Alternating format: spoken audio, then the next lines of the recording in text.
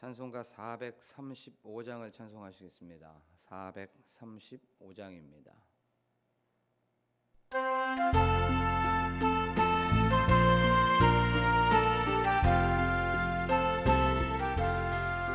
나의 영원하신 기업 생명보다 귀하다.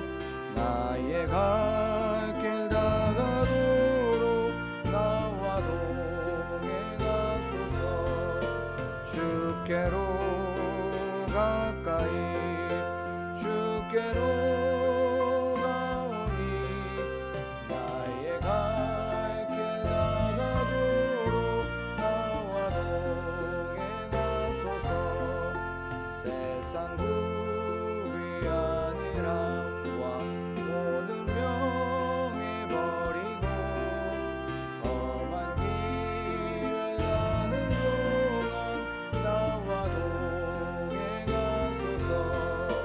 주께로 가까이 주께로 가오니 나의 갈 길 다가도록 나와 동행하소서. 어두운 골장 지나가며 험한 바다 건너서 천국 문에 이르도록 나와 동행하소서. 주께로 가까이 주께로 가오니 나의 갈 길 다가도록 나와 동행하소서.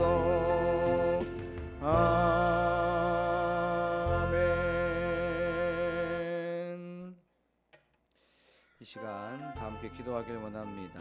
이 찬양의 고백처럼 저희들 오늘 하루도 주님과 동행하는 하루가 되게 하여 주시옵소서. 늘 주님께 가까이 나아가게 하시고 주님께로 나아가 우리의 사명을 다시 한번 점검해보고 또한 주님께서 원하시는 것이 무엇인지를 늘 소통하는 하루가 되게 하여 주시옵소서라고 지금 이 시간 한 목소리로 기도하겠습니다.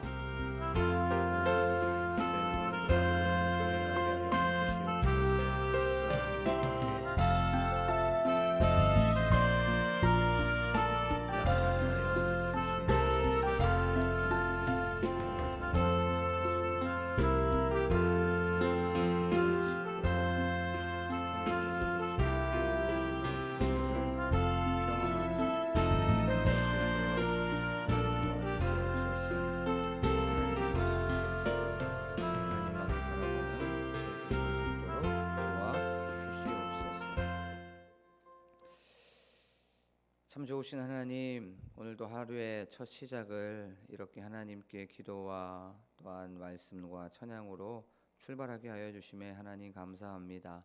저희들 이 마음 변치 않게 하시고 하나님께 올려드리는 이 중심을 일상에서 그렇게 살아내는 저희들이 될 수 있도록 도와주시옵소서. 이제 말씀을 듣습니다. 그 말씀에 집중하게 하시고 그 말씀을 통하여서 우리에게 주시는 교훈과 그 메시지를 경험하여 그렇게 살아가는 믿음으로 또한 행함으로 하나님께 영광 올려드리는 오늘 하루가 되게 하여 주시옵소서. 감사드리며 예수 그리스도의 이름으로 기도드립니다. 아멘. 오늘 새벽에 저희가 잠깐 나눌 말씀은 룻기 2장 1절 말씀입니다. 룻기 2장 1절 말씀입니다. 구약성경 402쪽에 있습니다.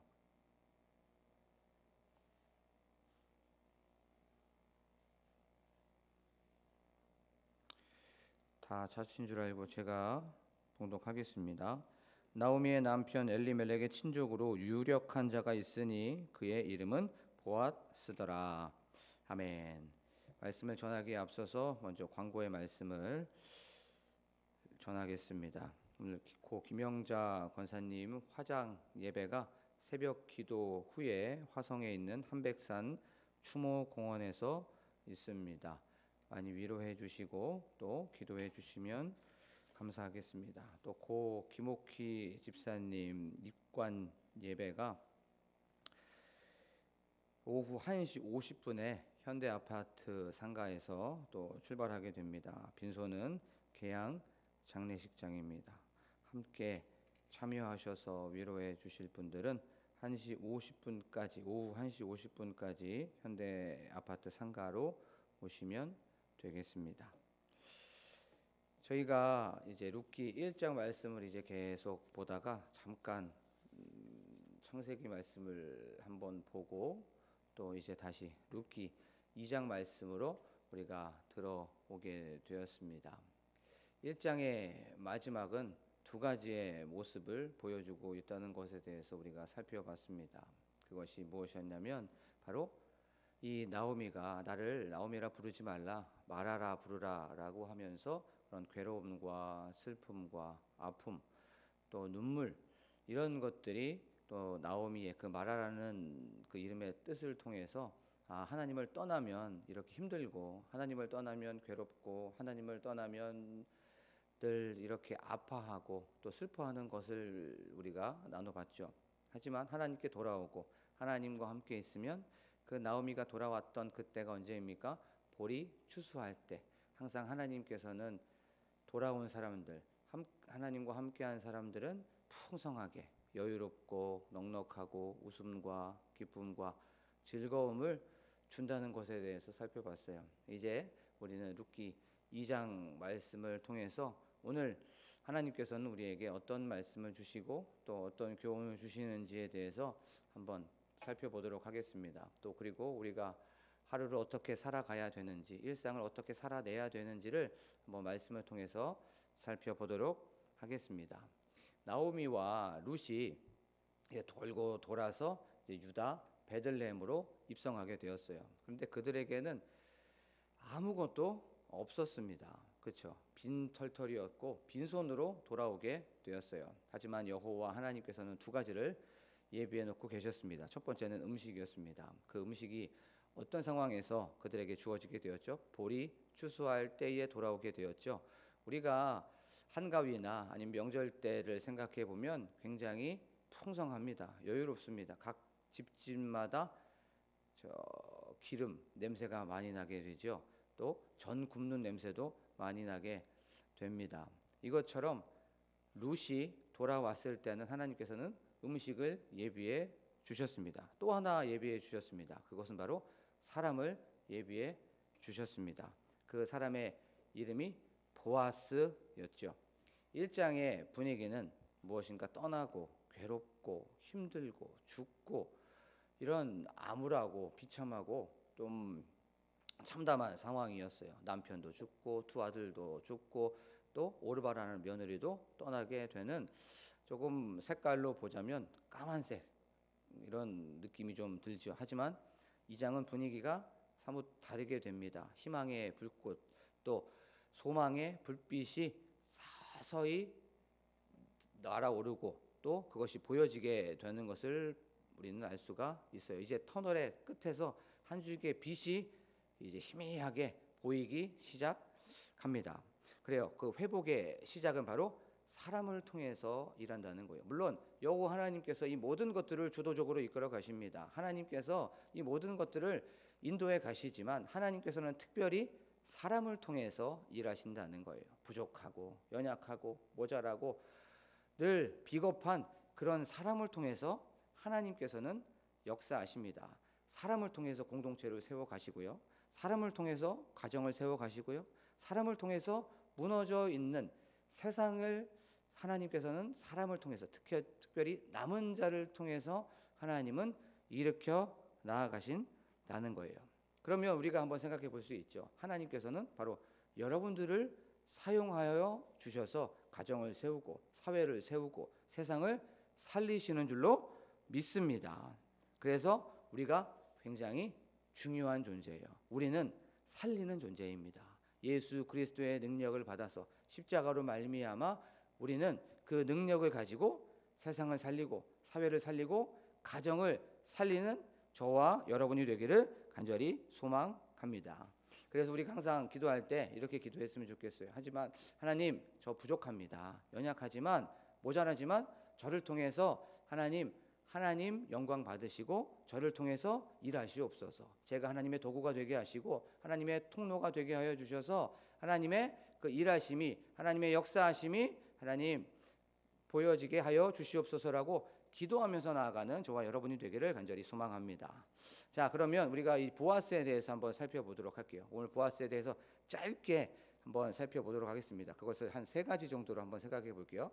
보아스의 뿌리, 보아스의 줄기, 보아스의 열매에 대해서 한번 살펴보도록 하겠습니다. 뿌리, 줄기, 열매에 대해서 한번 살펴볼게요. 자, 보아스의 뿌리에 대해서 한번 살펴보도록 하겠습니다. 마태복음 1장 5절에 보면 이제 예수님의 족보가 쭉 나오죠. 그러면서 1장 5절에 보면 보아스가 어떻게 나오게 되냐면 살몬과 라합이 결혼해서 이제 누가 나타나게 되냐면 보아스라고 하는 사람이 등장하게 됩니다. 그래요. 보아스의 아버지는 살몬이고 보아스의 어머니는 누굽니까? 기생 라합이에요. 자, 그러면 우리가 기생 라합은 다 알고 있는데 살몬이 누군지 잘 모르죠. 여호수아 2장에 보면 이제 여호수아가 가나안 땅으로 정탐꾼 2명을 보내게 됩니다. 정탐꾼 2명을 보내서 너는 가서 그 가나안 땅이 어떤지 정탐하고 오라고 얘기하게 됩니다. 그 중에 한 명이 성경학자들은 살몬이라고 주장하고 있습니다. 그렇게 얘기하고 있어요. 자, 이제 정탐꾼 2명이 잡힐 뻔한 위기에 처하게 되죠. 그렇게 되었을 때 기생 라합의 지혜와 재치로서 또 정탐꾼 2명을 살려주게 됩니다. 숨겨주게 돼요. 그래서 그들은 가나안 땅의 사람들의 손에서 살림을 받게 됩니다. 생명을 또 구하게 된 거죠. 기생 라합에게는 이건 목숨을 건 행위였습니다. 잘못했다가는 자기만 죽지 않고 자기의 친척, 자기의 가족 3대가 다 멸문지화를 받게 되는 그런 상황이었어요. 그런데도 불구하고 그는 하나님을 믿었기 때문에 올인할 수 있었던 거예요. 그리고 나서 정탐꾼은 이제 무사히 빠져나오게 됩니다. 그리고 나서 이제 어떻게 됩니까? 여리고성이 무너지게 되죠. 여리고성이 무너지고 나서 이제 살몬과 라합은 만나게 됩니다. 거기에서 어떻게 됩니까? 만나서 교제하게 되고 사랑에 빠져서 같이 결혼하게 되고 이제 아이를 낳게 됩니다. 아이를 출산하게 되는데 그 아이가 바로 보아스라는 거예요. 자, 보아스의 뿌리, 바로 이 아버지의 신앙을 한번 생각해 봤으면 좋겠어요. 여호수아가 가나안 땅으로 정탐꾼을 보냈던 그 사람 중에 한 명, 그 사람이 바로 보아스의 아버지였습니다. 우리가 한번 생각해 봤으면 좋겠어요. 어떤 것을 생각해 보냐면 외국으로 우리가 물품을 이제 수출을 했단 말이에요. 그 수출을 해가지고 이제 그 기계가 잘 돌아가고 있습니다. 그런데 그 기계에 문제가 생겼어요. 근데 그 기계에 문제가 생기면 이제 수출했던 나라에서 어떤 사람을 출장을 보내게 되죠. 그 출장을 보낸 사람 아무나 보냅니까? 아닙니다. 그 기계에 대해서 잘 아는 사람을 보내죠. 기술이 있고 실력이 있는 사람을 외국으로 보내게 됩니다. 뭐 유럽으로 보내든지 아니면 뭐 남미로 보내든지 그 기계에 대해서 잘 아는 사람을 보냅니다. 그렇죠? 그런데 두 번째가 또 있어요. 그 기계에 대해서 잘 아는 사람도 보내게 되지만 믿을 만한 사람을 보냅니다. 신뢰가 있는 사람을 보내죠. 내가 그 사람을 보내게 됐을 때 여비도 아니면 어떤 크레딧 카드도 신용카드도 분명히 주게 될 거예요. 그런데 거기에서 믿을만하지 않고 신뢰가 가지 않는 사람은 보내지 않지요. 이렇게 어떤 사람에게 출장을 보내게 될 때는 기술이 있어야 되고 실력이 있어야 됩니다. 또 두 번째는 믿음이 있어야 되고 또 신뢰가 가는 사람을 보냅니다. 그리고 세 번째는 그 사람 비리비리한 사람을 보냅니까? 비행기 타다가 거기에서 곧 죽을 수 있는 사람, 그런 사람 안 보내죠. 체력이 어느 정도 되는 사람을 보내게 됩니다. 여호수아는 2명의 정탐꾼을 가나안 땅으로 출장을 보냈습니다. 그렇죠? 첫 번째, 그들은 그 2명은 어떤 피지컬이나 실력이나 기술이 있는 사람들이었어요. 그리고 두 번째는 바로 여호수아의 신뢰를 받는 사람, 믿음을 받는 사람이었단 말이에요. 그렇죠? 그 믿음과 신뢰가 있었던 건 반드시 영적으로, 신앙적으로 저 사람은 하나님을 섬기고 여호와에 대한 신앙이 두꺼운 사람, 바로 굳건한 사람이야라고 하는 여호수아의 믿음이 있었기 때문에 그 정탐꾼을 보냈을 거예요. 그리고 세 번째는 바로 체력도 충족이 되었기 때문에 그들은 갔을 것입니다. 이 보아스의 뿌리, 특별히 아버지의 신앙은 이런 신앙이었던 거예요.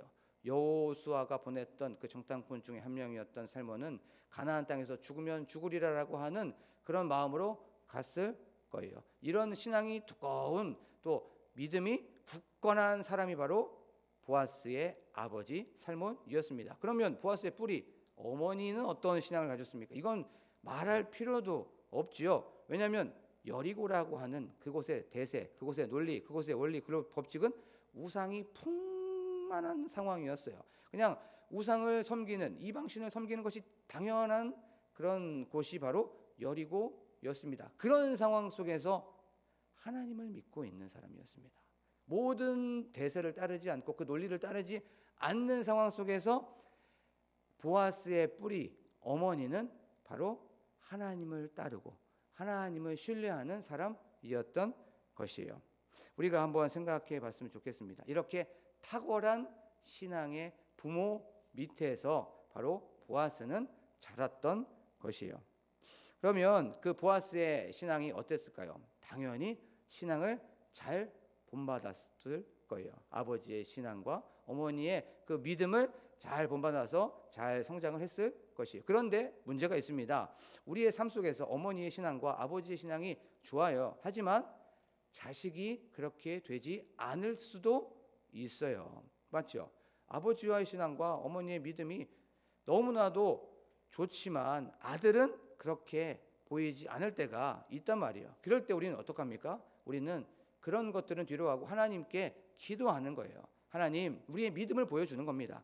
우리의 자식들한테 하나님, 지금은 저 자녀가 잠깐 방황해서 다른 길로 갈 수 있지만 하나님, 저 자녀를 위해서 기도합니다. 돌아오게 하여 주시고 하나님, 하루빨리 하나님을 영접하게 하여 주시옵소서. 예수님을 믿게 하여 주시옵소서라고 하면서 믿음의 본을 보이면서 나아가는 저와 여러분이 되기를 간절히 소망합니다. 그러면 반드시 돌아옵니다. 언젠가는 돌아오게 되어 있어요. 우리는 눈물로 씨를 뿌리면서 기다리는 겁니다. 눈물로 씨를 계속 흩어부리는 거예요. 그러면 언젠가는 기쁨으로 그 자녀들이 돌아오는 줄로 믿습니다. 자, 그러면 이제 보아스의 이제 뿌리 한번 알아봤어요. 이제 보아스의 이 줄기 한번 알아보겠습니다. 오늘 말씀해 보면 보아스는 유력한 자라고 성경에 보면 말씀하고 있습니다. 그렇죠? 이 1절 보면 나오미의 남편 엘리멜렉의 친족으로 유력한 자가 있으니 그의 이름은 보아스더라라고 말씀하고 있죠. 여기에서 유력한 자는 뭐 부유했다, 아니면 현명했다, 도덕적으로 윤리적으로 또 존경받을 만했다라고 하는 그런 뜻을 가지고 있습니다. 보아스는 영향력이 있는 자였습니다. 근데 보아스의 뜻이 확실하게 명확하게 성경에서 나오고 있지 않아요. 그런데 성경학자들이 말하는 건 한 세 가지로 그 뜻을 말하고 있어요. 그는 능력이 있는 사람이었다. 또 그는 복이 있는 사람이었다. 또 그는 명철한 사람이었다라고 하는 보아스의 뜻이 있다고 얘기를 하게 됩니다. 그래요. 그는 부유한 사람이었어요. 왜 그러냐면 그에게는 많은 종들이 있었습니다. 남자 또 여자 이런 종들이 있었어요. 그리고 왜 부유했냐면 추수를 하게 되는데 그 추수가 하루가 지나고 이틀이 지나고 성경 말씀에 보면 여러 날을 추수했다고 성경은 말씀하고 있습니다. 이것을 보면서 그 추수하는 그 땅이 하루가 이틀, 3일 동안 할 수 있는 그 땅이었으면 넓었겠죠. 그리고 그곳에 많은 여종과 남종이 있었다는 것을 보면서 우리는 이 보아스가 물질적으로 부유했구나라는 것을 우리가 추론할 수 있습니다. 그리고 두 번째, 그는 지혜로운 자였습니다. 기업 물을 것에 대하여서 사람들이 이런 논의가 있었을 때에 그는 성급하게 결정하지 않았습니다. 신중하게 결정을 했었어요. 그는 그렇게 명철한 사람이었고 지혜로운 사람이었습니다. 그리고 세 번째, 기업 물을 것에 대하여서 10명의 장로를 이제 초청을 하게 됩니다. 그랬을 때 장로들이 조금도 일체의 망설임 없이 바로 보아스의 말에 순종하게 됩니다. 순응하게 돼요. 이것을 봤었을 때 보아스는 그 공동체에서 유다 베들레헴에서 굉장히 영향력이 있었던 것을 알게 됩니다. 그리고 그는 총각이었어요. 그렇죠? 성경 룻을 보면은 그가 결혼했다, 뭐 사별했다 그런 말이 없습니다. 그는 총각이었습니다. 단 노총각이었어요. 그런데 우리가 한번 생각해 봐야 돼요. 이스라엘 백성 중에 한 명이었던 아버지 살몬과 여리고성에 살고 있었던 기생 라합이 결혼을 해서 나타난 그 씨가 보아스입니다. 그러면 보아스의 가정은 다문화 가정이었겠죠. 그렇죠? 유독 보아스는 뭔가 달랐을 거예요. 외형적으로 뭔가 달랐을 것입니다. 그런데 그때 외형적으로 달랐던 그 모압 여인 룻을 만나게 됩니다. 무엇인가 동병상련이 있었을 거예요. 그렇죠? 그 마음속에 저 모압 여인 룻을 봤을 때 나랑 비슷한 처지구나라고 하는 그런 마음이 들었을 것입니다. 이렇게 보아스는 유력한 자였고 또 지혜가 있는 자였고 명철한 자였고 또 신앙적으로 탁월한 자였습니다. 현명한 자였어요. 그러면 이제 우리는 이 말씀을 통해서 어떤 적용을 할 수가 있을까요? 여러분들이 신앙 안에서 영향력 있는 저와 여러분이 되기를 간절히 소망합니다. 신앙 안에서 기도의 영향력을 보여주고 또 신앙 안에서 섬기는 영향력을 보여주고 세상에서 배려하고 세상에서 겸손하게 낮아져서 신앙은 저렇게 하는 거구나, 신앙생활은 저렇게 하는 거구나, 예배생활을 통해서 말씀생활을 통해서 기도생활을 통해서 사람들에게 본을 보여주는 그런 신앙 안에서 유력한 자가 되는 저와 여러분이 되기를 간절히 소망합니다. 그리고 또한 삶 속에서도 유력한 자가 되기를 원해요. 그 삶 속에서 유력한 자가 된다는 건 뭐 물질적으로 풍요한 그런 유력한 자가 아니라 도덕적으로 윤리적으로도 삶 속에서 영향력 있는 저와 여러분이 되기를 간절히 소망합니다. 그 삶 속에서 내가 하고 싶은 것들, 내가 원하는 것들은 다 뒤로 하고 이것이 하나님께 영광이 되는 것인가, 이것이 하나님을 기쁘시게 하는 것인가를 항상 생각하면서 도덕적으로 윤리적으로 삶 속에서도 늘 유력한 자가 되기를 간절히 소망합니다. 그리고 또한 마지막 이제 줄기를 봤으니까 이제 꽃을 봐야 되겠죠. 이 보아스의 꽃은 마지막에 어떻게 피어나게 됩니까? 보아스는 누구를 낳게 되냐면 오벳을 낳게 되고 오벳은 이새를 낳게 되고 이새는 누구를 낳게 됩니까? 다윗을 낳게 됩니다. 이제 다윗에서 누가 나옵니까? 바로 우리를 구원하신 예수 그리스도가 등장하게 됩니다. 보아스의 보아스의 마지막의 열매는 바로 그리스도의 육적인 조상이 되고 그리스도의 육적인 가문의 조상이 되는 그런 은혜를 또한 그런 영광을 받게 되죠. 우리가 바로 이제 열매를 맺는 삶을 사는 저와 여러분이 되기를 간절히 소망합니다. 이제 예배가 끝이 나고 나면 세상으로 나가게 되죠. 그러면 먹든지 마시든지 깨든지 자든지 입든지 벗든지 무엇을 하든지 간에 하나님께 영광 올려드려서 우리들의 삶 속에 열매가 있고 또한 우리들의 삶 속에 꽃이 피어나는 저와 여러분이 되기를 간절히 축복합니다. 우리의 삶을 통해서 또한 우리의 어떤 태도를 통해서 우리의 언어 생활을 통해서 끊임없이 열매가 맺혀져야 된다는 거예요. 그리고 특별히 신앙 안에서 열매가 맺기를 원합니다.